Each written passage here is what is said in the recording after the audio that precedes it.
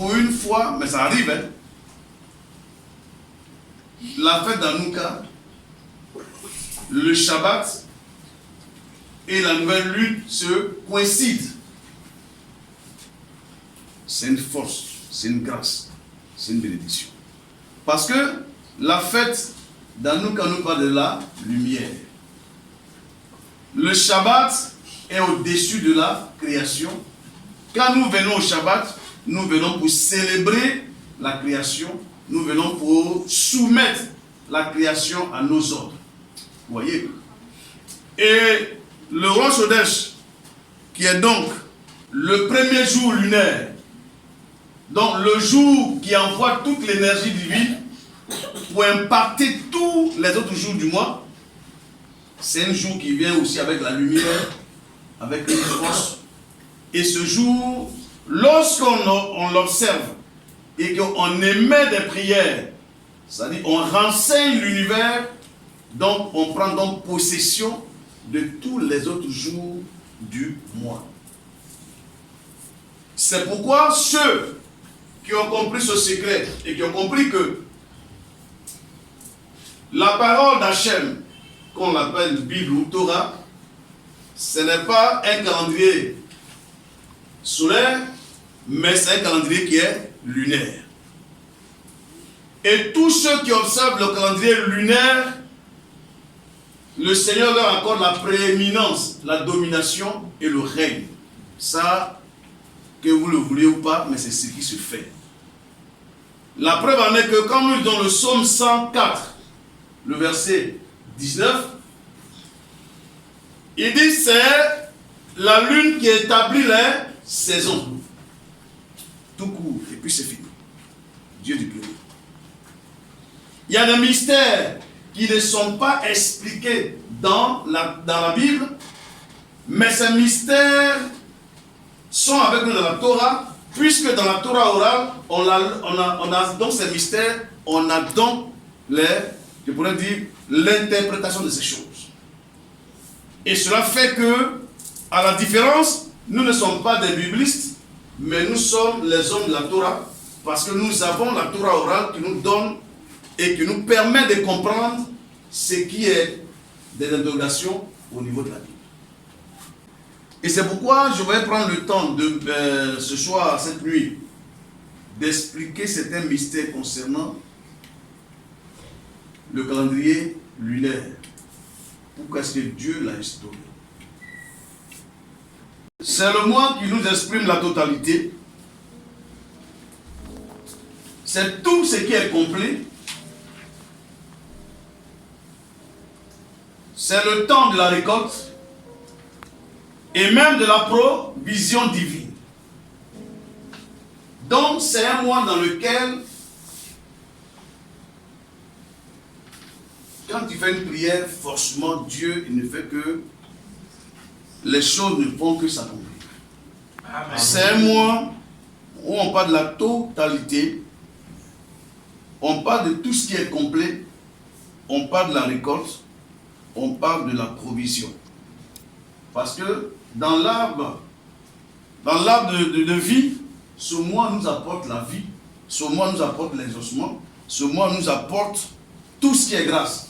C'est pourquoi Esther, la reine, ce n'est que dans le mois de Tevet, au 10e mois de l'année, qu'elle a été menée vers le roi Assuérus. Et on peut le lire dans Esther chapitre 2, à partir du verset 16. Ça dit, dans ce mois, en principe, chacun doit entrer dans sa bénédiction. C'est une porte qui est ouverte. Et chacun doit pouvoir l'ouvrir pour entrer dans sa bénédiction. Il est dit au 10e mois,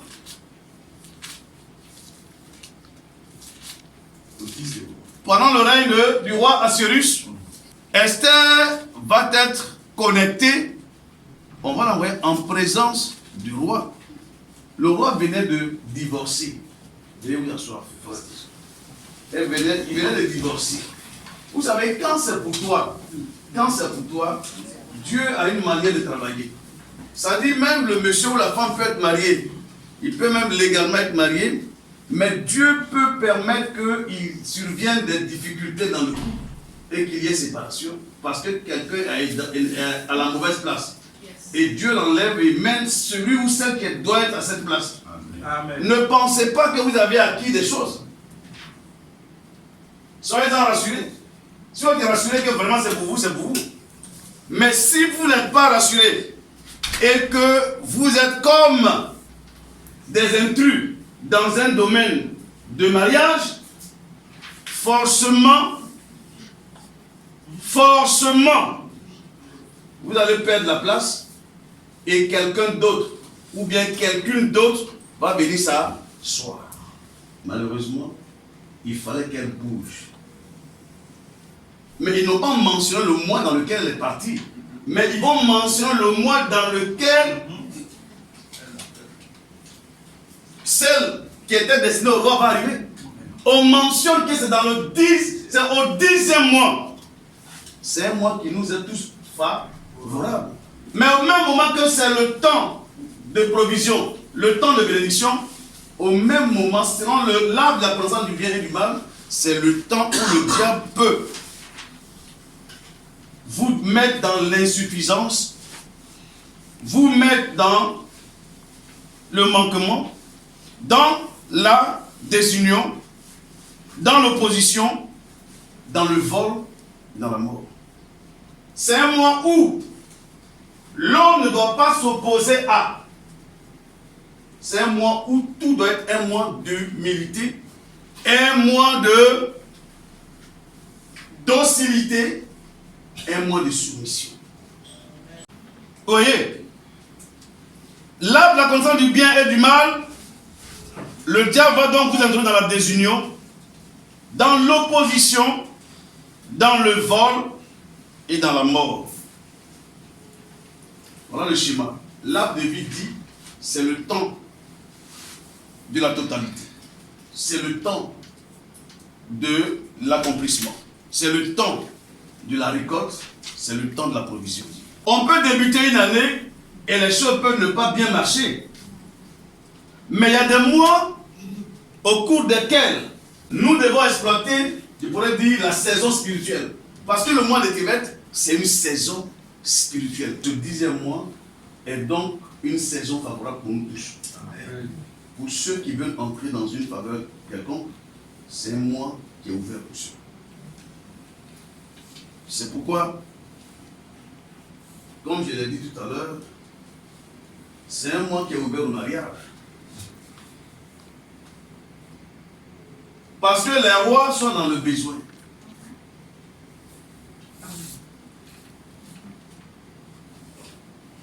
Et c'est un mois dans lequel les contacts... Hein? Non, c'est des grands contacts parce que c'est un mois dans lequel les rois sont dans l'attente. Parce que c'est des rois, ils ont besoin de marier des femmes qui ont un niveau spirituel élevé.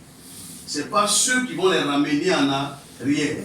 Vous voyez le niveau d'Esther et vous voyez le niveau de Vasthi. Il y a une différence. Mais on a dit qu'elle était comment? On dit qu'elle était très belle aussi. Elle était belle de visage. Mais son côté spirituel n'était pas beau. Il y avait des problèmes sur sa vie, du point de vue spirituel. À un homme de valeur, il faut une femme de valeur. À un homme de référence, il faut une femme de référence. À un moment donné, ce n'est pas la beauté corporelle qui compte. Quand la femme craint Dieu, c'est ce qui doit compter. Parce que quand elle craint Dieu, elle se met à la brèche pour vous. Parce que dès qu'il inspire le besoin de faire quelque chose, le diable aussi il établit quoi? Un programme. Parce qu'il y a un programme principal de l'homme qui est le plan divin pour entrer dans sa destinée prophétique. Et il y a un autre programme que le diable met à côté pour que l'autre rentre dans la destinée prophétique et dans le destin. Voilà. Destin. Où toi tu vas souffrir. C'est là-bas que tu vas rentrer. Or, destin prophétique, c'est Dieu qui te conduit. Or, l'autre côté, c'est toi qui vas souffrir. Tu vas par tes propres efforts chercher le chemin. Or, Dieu avait déjà tracé le chemin, tu vas le suivre simplement.